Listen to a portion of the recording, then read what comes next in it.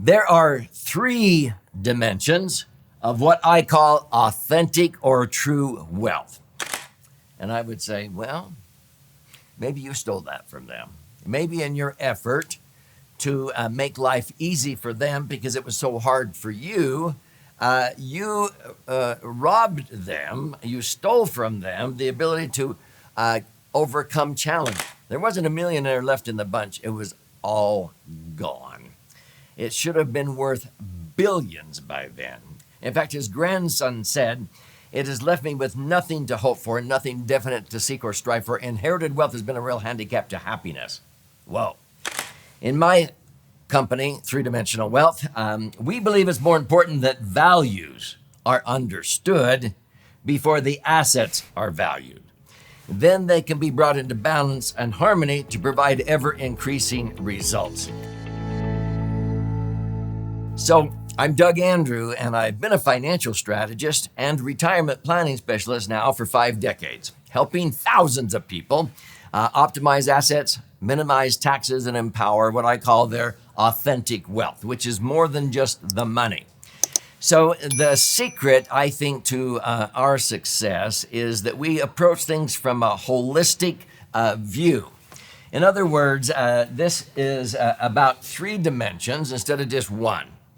And I learned this early in my career as I began to meet with many very successful people, many of them multi-millionaires and even billionaires. And they would come in, and often I would ask them, "So how did you create this wealth, this empire? Tell me your story."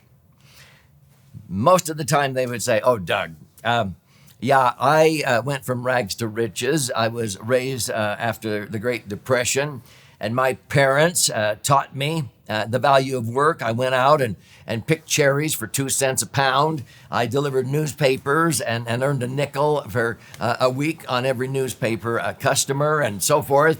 Man, I have worked so hard throughout my life. My kids will never have to work as hard as I did." Well, those same people would come in 20, 30 years later in retirement, and I'd say, how's life going? And many times they would be a little bit downtrodden, forlorn, and they'd say, "Doug, I don't know what's wrong with our kids, and now our grandkids. They don't even know how to work." And I would say, well, maybe you stole that from them. Maybe in your effort to make life easy for them because it was so hard for you, you robbed them, you stole from them the ability to overcome challenges. You always said what made a man out of you is how you had to overcome the setbacks and challenges, and then you thought you were doing your kids and grandkids a favor by avoiding all of those hardships and just giving them handouts, when maybe you could have been there to give them a hand up, but not a handout. And now you're wondering why they're hovering around saying, "Mom, Dad, will you pay for it? Can I have? When do I get my share?" And so this is what we call entitlement. And it's what motivated me to write this book, Entitlement Abolition. It's a 200-page book because these people would say, "Doug, how do I abolish or get rid of this entitlement mindset where my kids and my grandkids now, they were sort of born on third base and grew up thinking they hit a triple. And I don't know how to cure this entitlement mindset. They're waiting around to get their share. Mom, Dad, when, and it's me, me, me." And so that's why the subtitle of this book is How to Lead Your Family from Me to We. Together we are better. And there's all kinds of stories of families that money actually ended up hindering or hurting them than helping them. And there are 2 families that I actually tell the stories in the book. I don't endorse these families by any means, but it's the Vanderbilt family and the Rothschilds family. Because Cornelius Vanderbilt was like the Bill Gates or Elon Musk of his time. He died in 1877, and he didn't leave behind much to charity. In fact, less than 1% of the $105 million fortune to a philanthropic cause, Central University, which became Vanderbilt University. Do you know it took 96 years until 120 of his descendants gathered together at Vanderbilt University for their first family reunion? There wasn't a millionaire left in the bunch. It was all gone.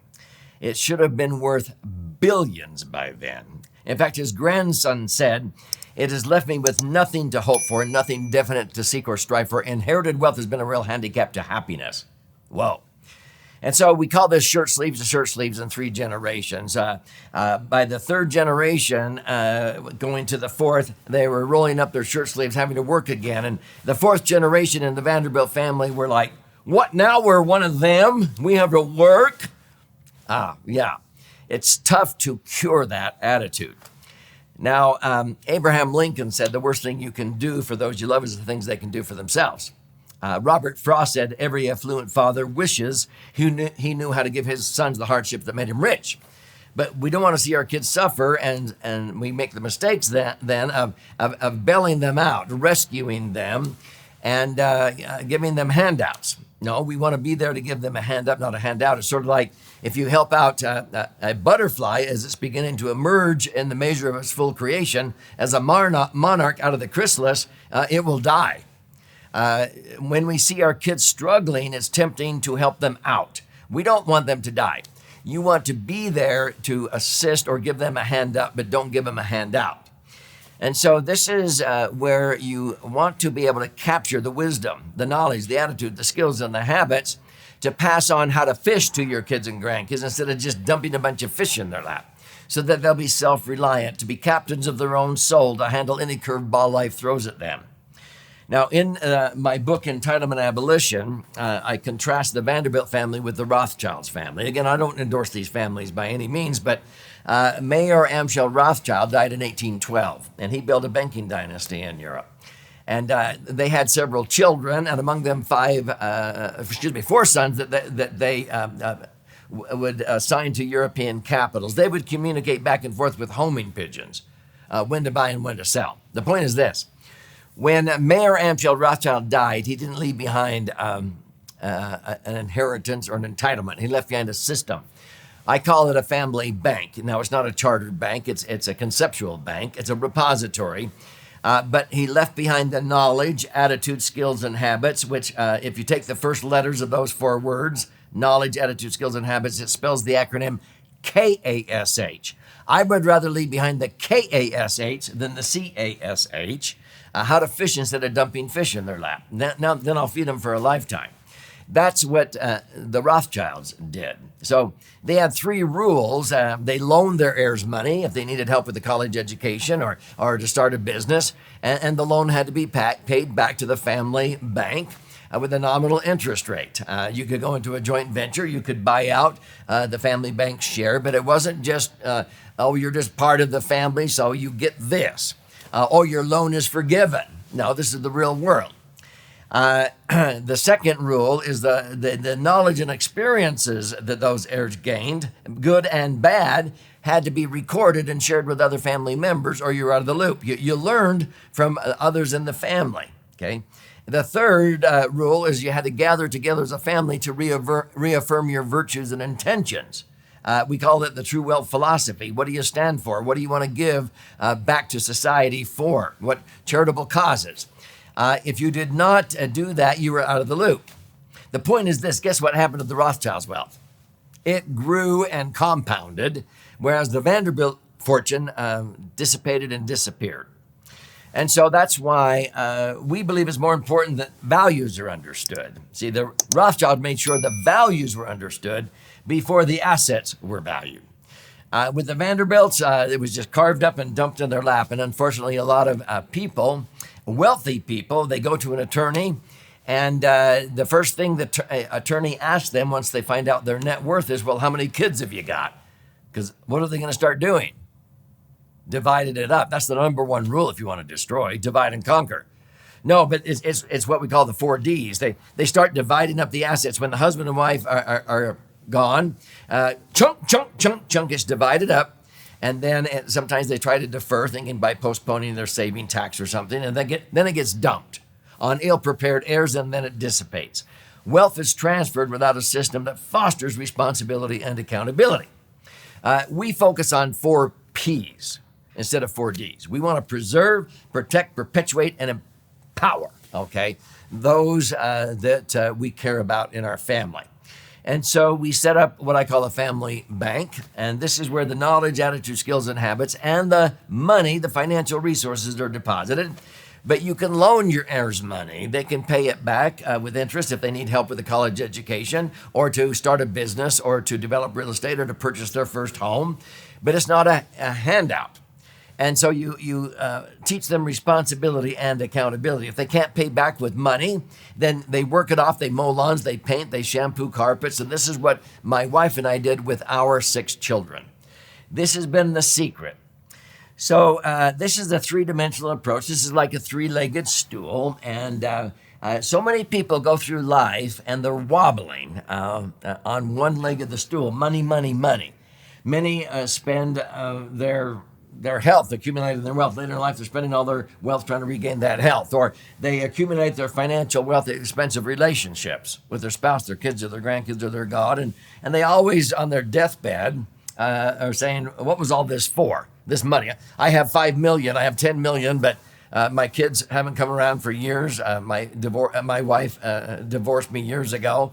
I'm bankrupt in the foundational assets, the relationships, my health, my beliefs, my values. Over here, my wisdom and everything. Nobody cares because I was focused so much on the money. Now, some people are focused so much on their bodybuilding that they ignore everything else, and they suffer with their marriage and their relationships with others because they're so focused on winning the awards for bodybuilding or what have you. You have to have balance. So when people say, Doug, what is it that you do? Sometimes I say, well, I take the wobble out of people's life. What I'm talking about is if you're wobbling on one leg of this 3-legged stool, you need to get balanced in all 3 of these dimensions. And it begins by understanding what your values are and aligning all of your planning to making sure that you are balanced and you clearly state your purpose before you start valuing the assets and how you're going to try to pass them on to future generations. Is this making sense? Well, this is what motivated me to write the book Entitlement Abolition, because a lot of these wealthy, successful people would tell me that their kids that they thought they were helping were just hovering around waiting to get their share. Okay, Mom, Dad, will you pay for it? Can I have? When do I get my share? And so they developed an entitlement mindset. And so I wrote this book to help them understand how to abolish that entitlement mindset. How to take your family, lead your family from the front, from me to we. Together we're better. How to set up a trust that is based upon equal opportunity rules of governance instead of equal distribution. And there's a lot of insights in this book that will help you understand how you can help those that you care about instead of hindering them by teaching responsibility and accountability. I teach you how to gamify that and teach it strongly, how to have family vacations with a purpose, how to have an annual grandparents camp, which is one of our favorite things that we do every single summer for our 17 grandkids. It's a game changer. So if you would like to learn more about what I'm talking about, I'll tell you what, this is the 200-page book. It retails on Amazon for $20 plus shipping. If you go there and purchase it, thank you. But I'll gift you a copy, absolutely free. Simply go to entitlementabolition.com or click on the link below, and you contribute a nominal amount towards the shipping and handling. I require some skin in the game, just like I do my own kids, okay? I'll cover the rest of that, but I'll pay for the book. I'll fire out a hard copy to you via priority mail. Now, while you're in there claiming your free copy, if you like to listen and learn or watch and learn, there's options there for that. There's also a bundle where you can also combine these two together, and you can get my financial book, which also incorporates the strategies here. And this is a bundle. This is called the Laser Fund. And there are 62 actual client stories in here of how we help families, parents teach their kids and grandkids responsibility and accountability with money. Okay, and so claim your free copies of these books. If you want simply a copy of this one, go to laserfund.com. But this is really about you and your brighter future. But hopefully, you get a little bit of taste here of why we believe it's more important that the values that you cherish are understood and you pass those on to future generations than it is the assets and valuing them and trying to make sure that the money is maximized as it goes down to your kids, because you may be hurting them more than helping them if it's not done in the right way. So claim your free copy, and while you're in there, if you want to chat with one of our incredible professionals that can help you optimize all three dimensions and help you minimize taxes over here in this dimension, you can reach out and set an appointment with these professionals that I oversee. So this is to you and your brighter future.